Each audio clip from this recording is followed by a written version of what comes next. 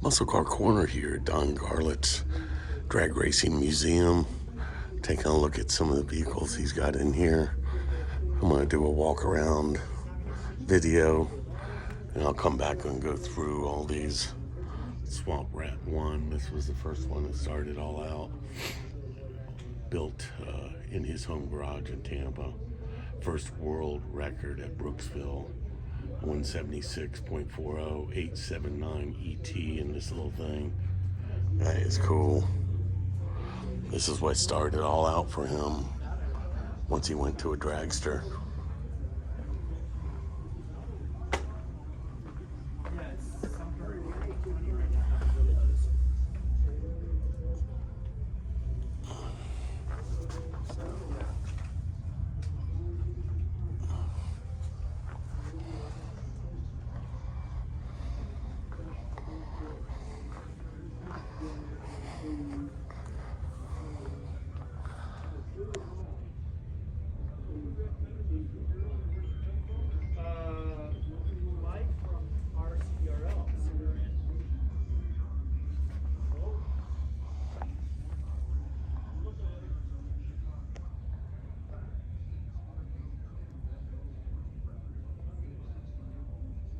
Little red wagon.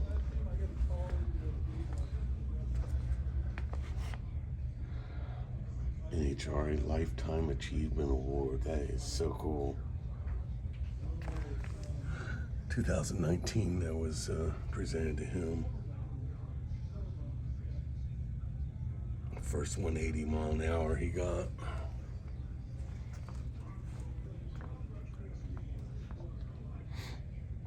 Well, that's the one that started all out. 180. Swamp Rat 27 Sidewinder. This was an 81.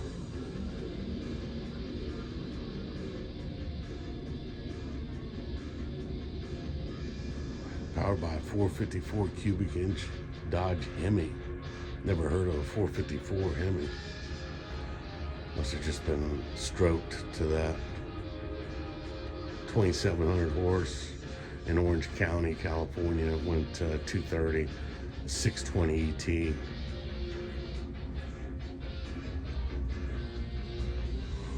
There's a picture of it in action.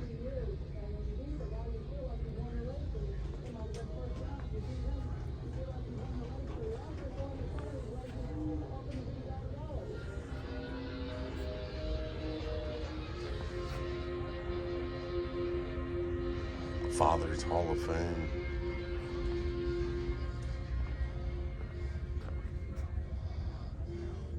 The old Sidewinder. Got that Hemi in there sideways. That is just neat technology. I'm sure it changed the way the torque curves the motor.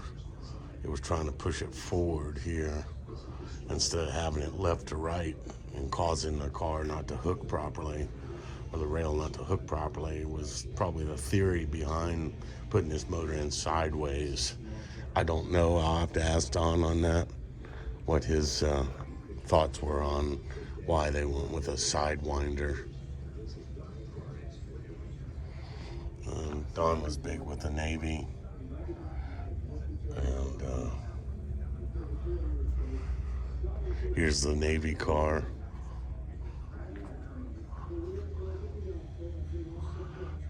Big Daddy was in Vietnam.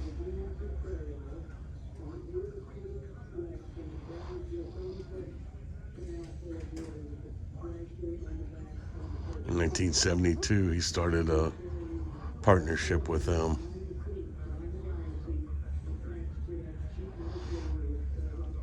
And it's where he was racing a F-14 jet fighter on the deck of this huge ship. That's pretty cool.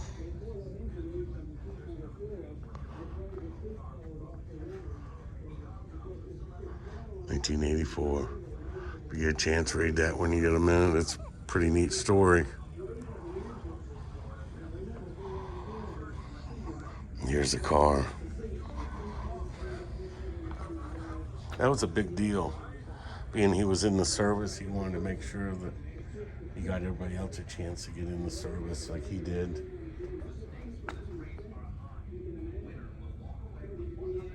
There he is with the Blue Angels. Well, Blue Angels out in California, San Francisco. That's neat.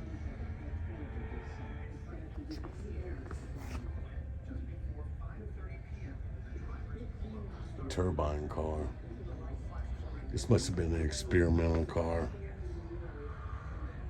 22,000 RPM, 1,400 horsepower. Hello.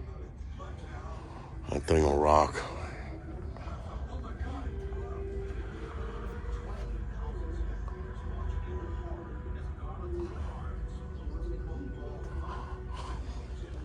There's a picture of the jet car going against the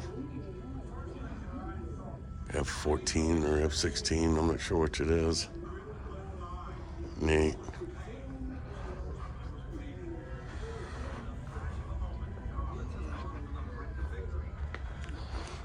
'24, 21st annual U.S. Nationals.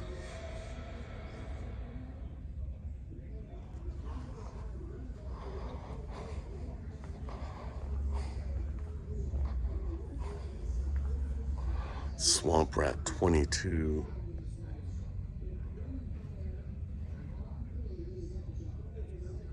She beat Shirley Muldowney in this. Over 250 mile an hour in Ontario, California, 565.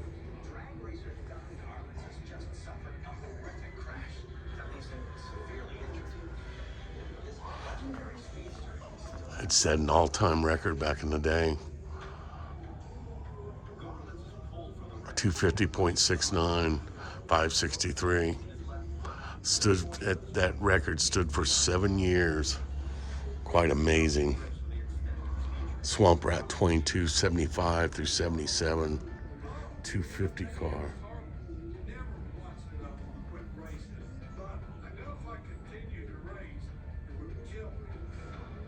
They ran the high 240s and 570.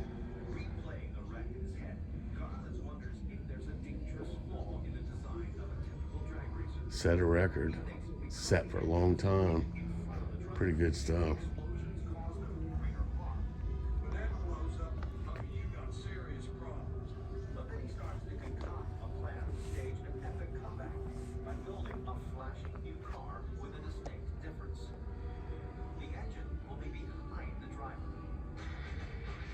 I'd like to have one of those.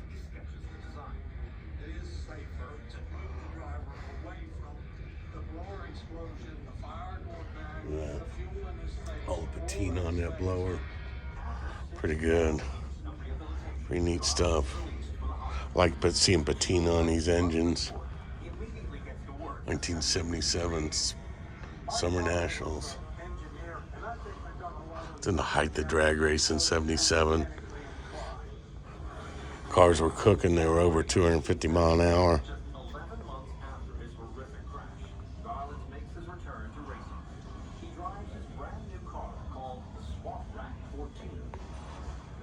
There's Swamp Rat 16, 1972 season car.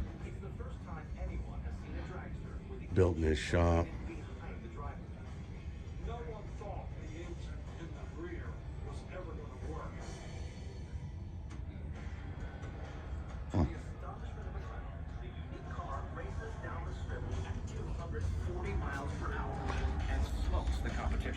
Well, I couldn't believe it. It was considerably First rear-end dragster he's talking about. Nearly all other racers switched to cars with rear engines. In the course of his career, Garlits wins 144 national events and 17 world championship titles. Today, he's hailed as the greatest drag racer in the history of the sport. No doubt. The Swamp Rat 14 was a life changer. I never felt that it was going to be a championship car like it turned out to be. It was mind-boggling. The supercharged vehicle, the first to have an engine behind the driver, remains on display at the Don Garlits Museum of Drag Racing in Ocala, Florida. It's a reminder of an uncompromising daredevil who risked life and limb for the sport he loved. Neat stuff. That was Swamp Rat 14. This is 16. And that's when they hit 250 mile an hour. He was an innovator with engineering, all self-taught. Just unbelievable common sense that Big Daddy had. You know, I was raised around somebody who was into drag racing, my dad, and it was always pay attention to detail was something that he always instilled in me. The little small things will bite you in the ass. Make sure when you do a job, go back behind yourself, double check, make sure it's right. And, you know, that's part of good engineering is good common sense about what these cars would do with this done and that done. And he threw it at the wall, and some of it stuck and some of it didn't. And it's all history now. Looking back at it, I lived all this. I was at Gator Nationals in his pit. Every time that car was in there, I would rush to his pit and, you know, see if I could get a chance to talk to him or a quick autograph or, you know, whatever it'd be. That's the way I grew up, you know. He was a legend in my time, and he still is as far as I'm concerned. So, Big Daddy, you're the man and always will be. Good stuff, good stuff. Here's a 68 top fuel dragster built in 68 by Garlits and Bob Taffy. This was the first dragster over 240 mile an hour at Englishtown back in the day. Neat paint job. Paint by Carter. I like the old school gold leaf. That's really hard to do as well. It's an art. It was all hand painted, you know, all that stuff around the outer edges was all hand painted. This one's cool. This was at Crackle Fest 2011.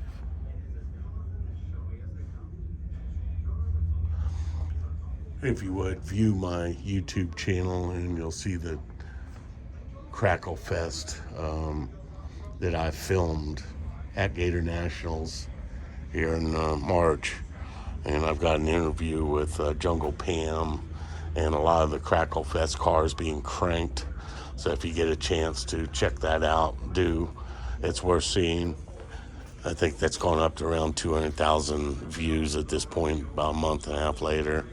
It's going well, so that's what I wanted. Looking at Mopar through the years, taking a look at this poster, you know, it's really neat stuff. Mopar was all about winning on Sunday and selling on Monday, and they knew how to get it done. And it's led Mopar through all these years of racing, and their technology was always a curve ahead of GM and Ford.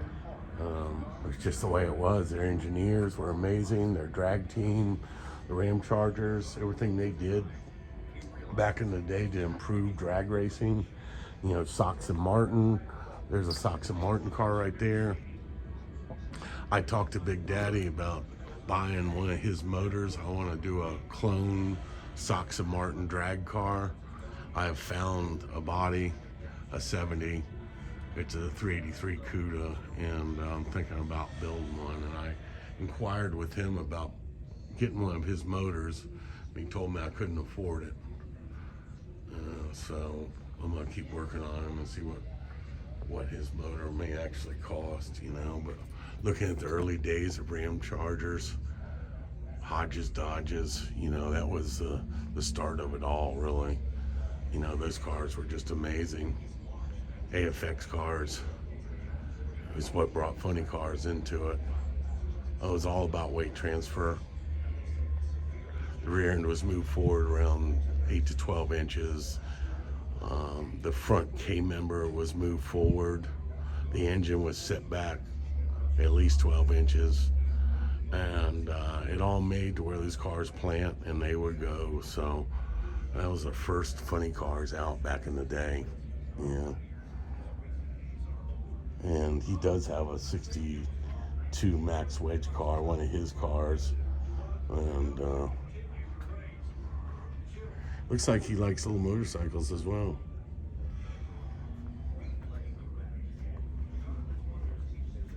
I'll have to ask him if he wants another motorcycle in his museum. I got a 70 SL 175 with 1,500 miles. It's like brand new. Sure would look good in this museum. That's a tough looking car there, boy, I tell you. It's cool. Well, let's go on down to some more.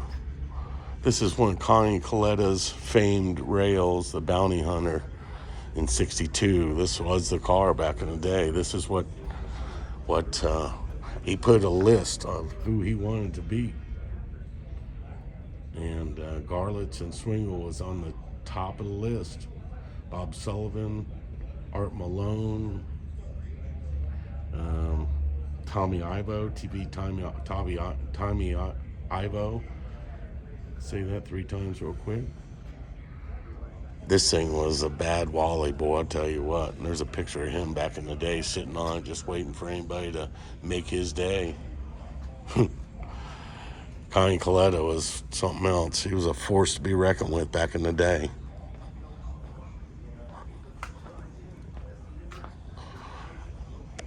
'62 was a great year. Back then, this thing was doing an 875 at 180, which is no slouch in 1962. That was getting it on, boy.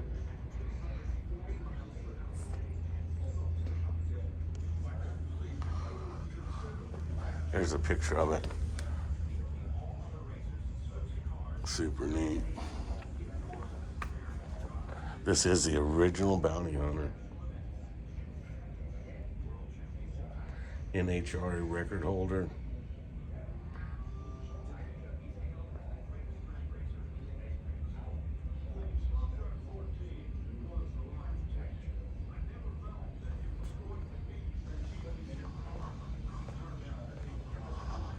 Well, talking about some Max Wedge cars, here's a really special car that was Pat's car, and this is a tribute to his wife, Pat, that he dearly loved. It was such a great love and relationship they had, partnership, you know. There's always a good woman behind a good man, and Pat Garlits was something else.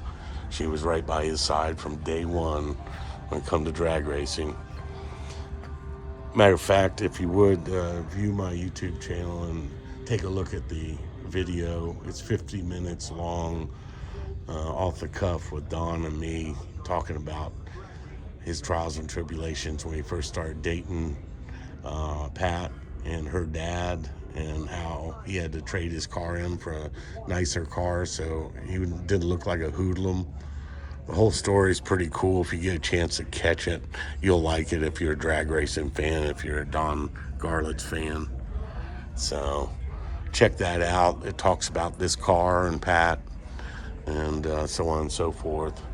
This is 62 Max Wedge Dodge. He got these cars at Frank Weil at Dodge Public Relations. Don and his wife both drove the super stock automatics at the drags. 727 torque flight. 410 horse, 460 foot-pound torque, 11.5 to 1 pistons. Best time 12.1 at 114. They made 2 versions. They made the 410 horse and a 425 horse.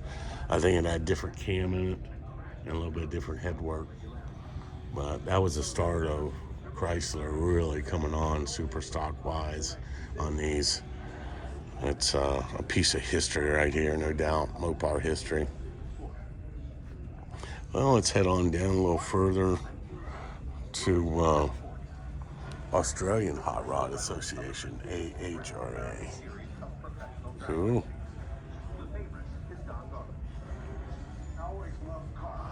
Wynn's Charger, 1973 Swamp Rat. Neat. 73 was a good year, and I was going to Gator Nationals at that point as a kid, watching Don race. First year I went was 73, and it's been a long love affair with this man and drag racing for me.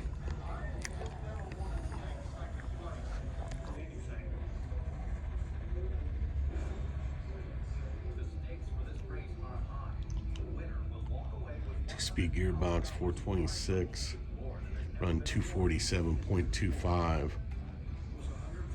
a 578 ET back in 73.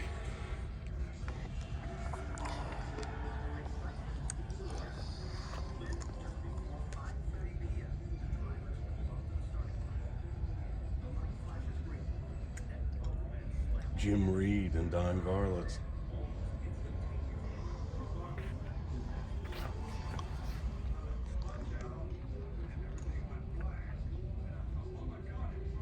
HR Grand American Final Round winner with this car.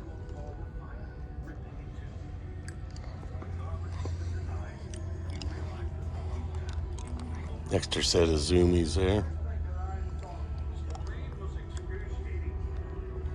By this time they had perfected the rear end dragster, and it was all the other front engines were put aside, and it was all about rear ends. And after that he changed the sport once again with his marvel of engineering. Just amazing. Revell was so smart back in the day to get involved with drag racing. They were such a big part of it. And as I spoke earlier, video of me building models, Revell models, and the biggest ones were Jim Lieberman's Jungle Jim's cars were the coolest to build, I thought. I love the color and the combination of everything. So Revell is, I guess they still make the models and people still put them together. I did not know that. That's cool that that's living on. Something I started with when I was a kid, and there's a bunch of them right there. I used to go into the hardware store and go to that section where all the models were, and I'd just sit there and gaze at these boxes and read everything about it, pick out which one I was going to go ahead and build. And building them models end up fueling me to build cars throughout my lifetime. Done quite a few of them, and it all started from that right there. So parents, get your kids involved with building models. They may be a drag racer one day, who knows? Something that worked. Here we are with another one of his cars. This is a neat paint on this one. The Swamp Rat 24, 1978 and 79 blue car. I don't remember this car.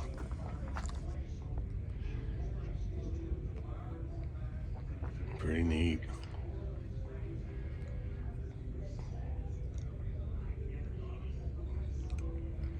Well, I'll tell you what. God is love. It's neat. He's always been a God-fearing man. I love that about him. God and drag racing. Just don't seem like they go together, but they sure have for Don Garlits. Super neat. This car did 252.7.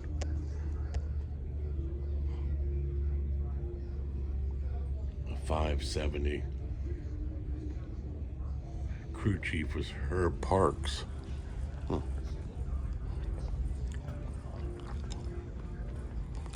Here's another one of the swamp rats. This is number 25.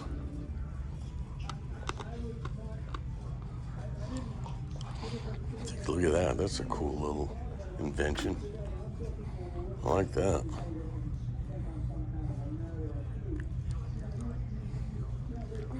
The Swamp Rat 25, called the Godzilla, 1980. This was the first attempt of ground effects. It was successful. 251.39575 in 1980. That was it. I'm not sure if that was the first 250 he hit. I think it was before that, but.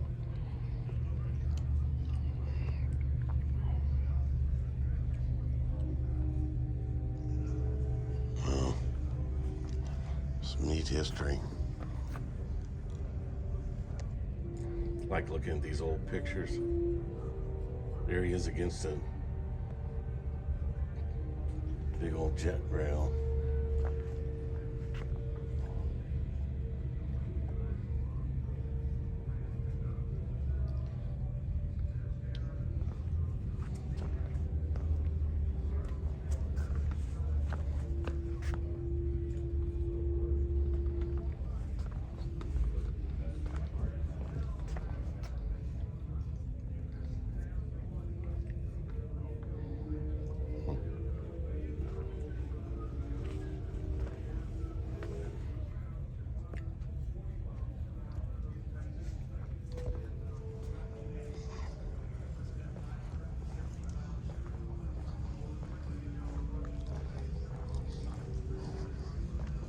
Here's a strange one, the Piranha AMT. It was built off of a model.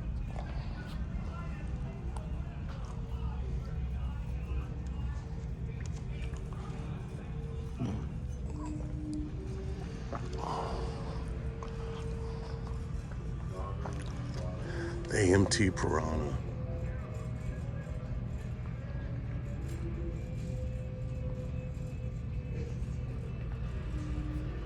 That's cool.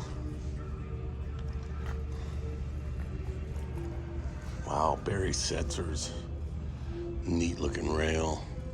Top fuel dragster.